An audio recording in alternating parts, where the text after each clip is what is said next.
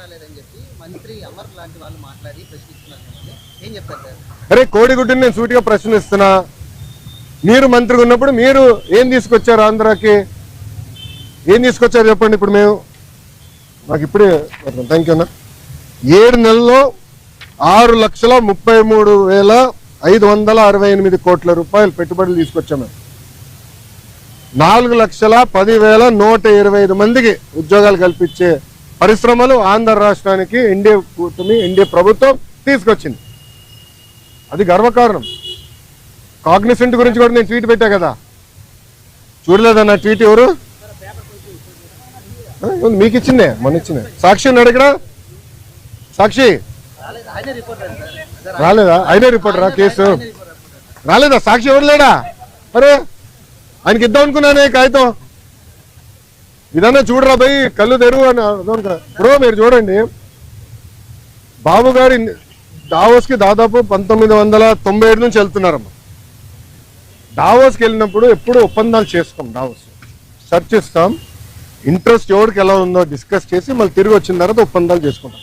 ఇప్పుడు దీంట్లో మీరు చూస్తే విచిత్రం, ఆసిల్లర్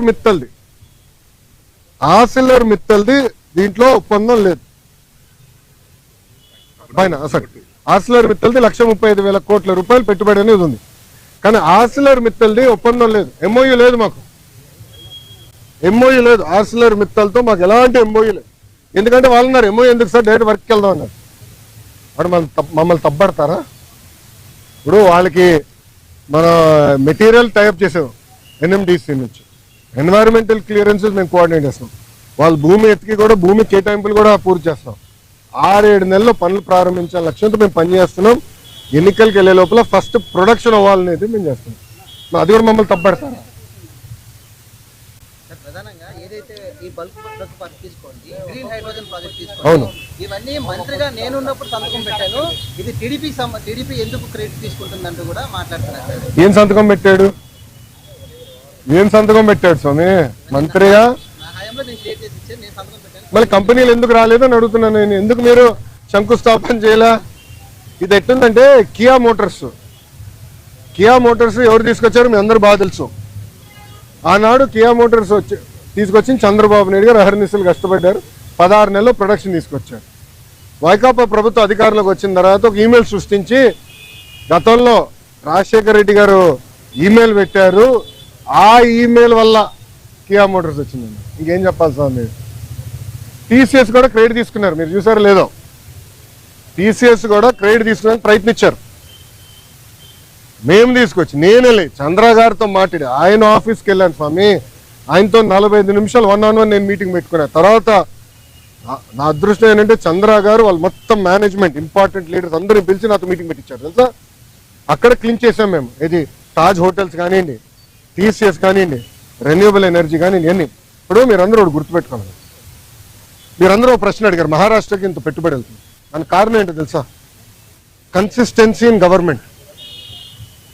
అంటే ఒకే ప్రభుత్వం మళ్ళీ మళ్ళీ వచ్చేగల ఏమవుతుందంటే అక్కడున్న పెట్టుబడులు పెట్టే వాళ్ళకి కాన్ఫిడెన్స్. డావోస్లో ఒక పారిశ్రామికవేత్తని నేను కలిసాను, మన ఆంధ్ర రాష్ట్రంలో పెట్టుబడి పెట్టాడని. నాకు టైం లేదు బాస్, నాకు ఇంకో ఒక మీటింగ్ పరిగెడుతున్నా, నాతో నడవండి అని చెప్పి మన ఆంధ్ర పెవిలియన్ నుంచి భారత్ పెవిలియన్ వరకు మేము నడుచుకుంటూ వెళ్తున్నాం. ఒక 10 నిమిషాలు వాక్. ఆయన అన్నాడు, నేను జగన్మోహన్ రెడ్డి గారిని ఇదే డావోస్లో కలిసానికి ప్రయత్నించా, చాలా మంది అడిగా, కలవనని చెప్పాడు అన్నాడు. ఎందుకన్నాడు? మీరు తెలుగుదేశం పార్టీ హయాంలో పెట్టుబడులు పెట్టారు కదా అంటే, మీరు తెలుగుదేశం పార్టీ కంపెనీ, అది వరల్డ్ రినౌండ్ కంపెనీ.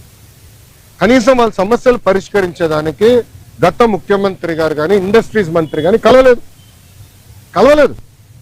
నేను మంత్రి అయినా ఐటీ వాళ్ళతో మీటింగ్ పెట్టా. వాళ్ళు కూడా చెప్పారు కదా మీటింగ్లో, ఫస్ట్ టైం గత 5 సంవత్సరాలు ఫస్ట్ టైం ఐటీ ఇండస్ట్రీతో మీటింగ్ పెట్టింది మీరు ఒక్కరే అని. ప్రజలు కూడా ఆలోచించాలి. ఈరోజు గుజరాత్లో 5వ బీజేపీ ప్రభుత్వం ఏర్పడింది గుజరాత్లో. దానివల్ల మీరు చూస్తే గుజరాత్ ఏమో స్పీడ్గా అభివృద్ధి కార్యక్రమాలు ముందరకెళ్తుంది. మహారాష్ట్ర కన్సిస్టెంట్గా మళ్ళీ ప్రభుత్వం వచ్చింది.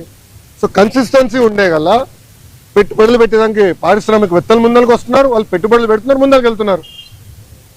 ఈ మన